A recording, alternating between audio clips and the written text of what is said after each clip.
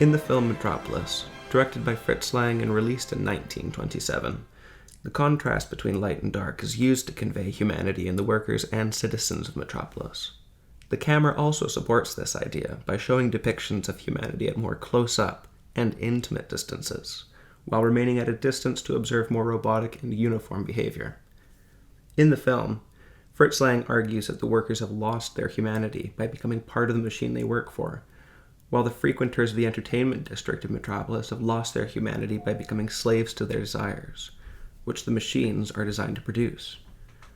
Both groups have lost their humanity in service of machines, despite being on different ends of the social pyramid. The use of light and dark, as well as shot composition, is used to support this idea.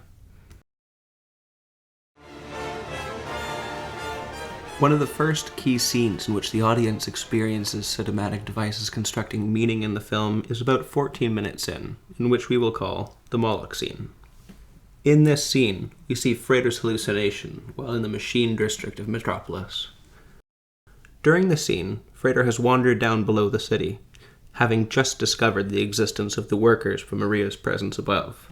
Here, Frater is given a perspective of the life of the workers. When he first encounters the workers, they are all moving in time with the machine. Their movements are very robotic and uniform, depicting them more as part of the total industrial enterprise rather than individual workers. The shot composition also contributes to this effect. Shots remain still and fairly distant, always containing at least a few workers moving in unison. There are no leaders or visionaries, just workers, doing what is required by them as part of this big machine. The camera shows no interest in focusing in on any of these individuals, who show no signs of humanity as long as they are being productive and robotically carrying out their task. Every part of the machine is also kept in focus along with all of the workers. This cements the idea that they exist not as individuals, but as parts. The dark work clothes, symbolizing their loss of humanity, in contrast with Frater's completely white outfit, which represents the humanity he displays through his curiosity, defiance, and compassion. We eventually see a scene at a more personal distance, with one of the workers who is controlling the stability of the big machine. This is the first sign of humanity in the workers, and it happens because he is failing at his role. As he struggles to maintain the machine, the camera moves in close to show his facial expression and emotion. Despite his agony, the camera remains as still as it has when depicting the rest of the workers, remaining a cold observer. Even when one of the workers is scalded by hot steam shortly afterwards, the camera does not move. However, when Frater becomes distressed and moves towards the disaster, the camera suddenly zooms in on him and shakes. It's as if Frater's distress is the only cause for reaction in the observer's eyes, the only instance of human anguish, while any worker trauma is simply equated to objects being damaged. After Frater recovers from being knocked back, he sees a vision emerge from the cloud of steam in front of the big machine. The appearance of Moloch. Stripped slaves are shown being forced into the mouth of the Moloch, struggling and resisting in whatever meager ways they can to avoid their sacrifice to this great beast. Their lack of clothing gives them a lighter appearance on screen, representing the slaves as humans who are still aware enough to resist their destruction. The camera stays close to the slaves as they are forced to their own deaths, but then cuts to a long shot to reveal a uniform mass of workers marching willingly to the same fate. The workers are in their usual dark attire, signifying their programmed compliance with the system that is their own destruction.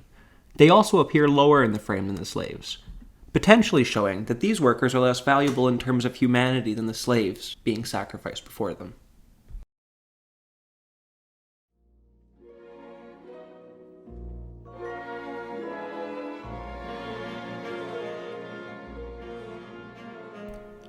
The next scene we'll take a look at is short, but chock full of symbolic imagery. It takes place in the Gentlemen's Club after all of the attendees have become enamored with Machine Maria. The focus of this shot is the set piece that rises out of the ground. We first see Machine Maria rise from the depths on top of a seven-headed beast, ending at a dominating position above the viewer.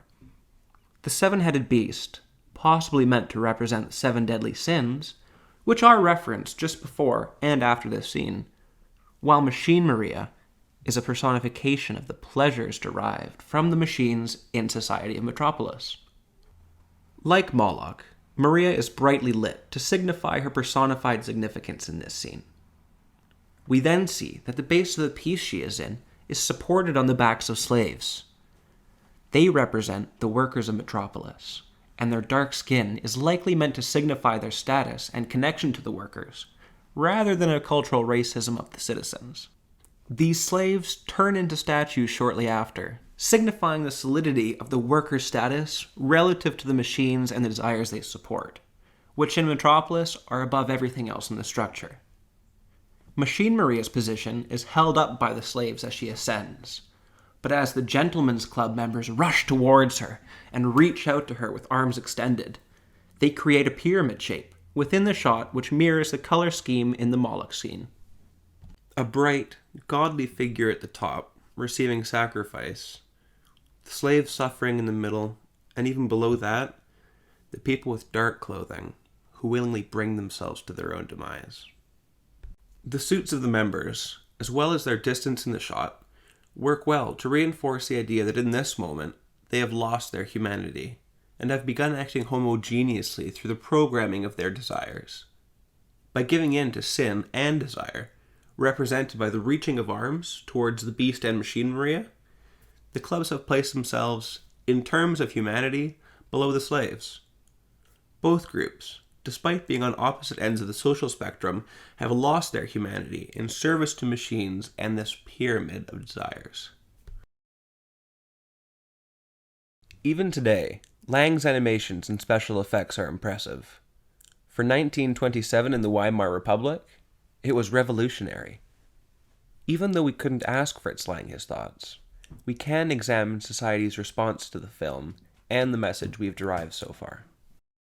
In 1920s Europe, a radical form of nationalism called fascism was coming to prominence, and 6 years after the film's release, Lang found himself exiled to America for refusing to join the Nazi Party. The film was banned shortly afterwards for being too Marxist and communist. The reaction of the Nazi Party, juxtaposed with our thesis, reinforces the argument that Lang was really critical of citizens losing their humanity in exchange for work. On the other side, the Nazi Party was more a proponent that work will make you free. Thankfully, Fritz Lang's masterpiece survived enough regime changes for us to analyze it today. His winning combination of camera shots and angles, lighting contrasts, and shot composition really do well to depict humanity as becoming subservient to technology. And so perhaps today, more so than in 1927, it is easier to read the message that Lang is trying to portray through the cinematic devices he employs. And in turn, Lang's fear of machines rising to the top of the social pyramid is served to the audience on a silver cinematic platter. The workers having become part of the machine in service, and the club members having become part of the machine by submission of pleasure. Sound familiar?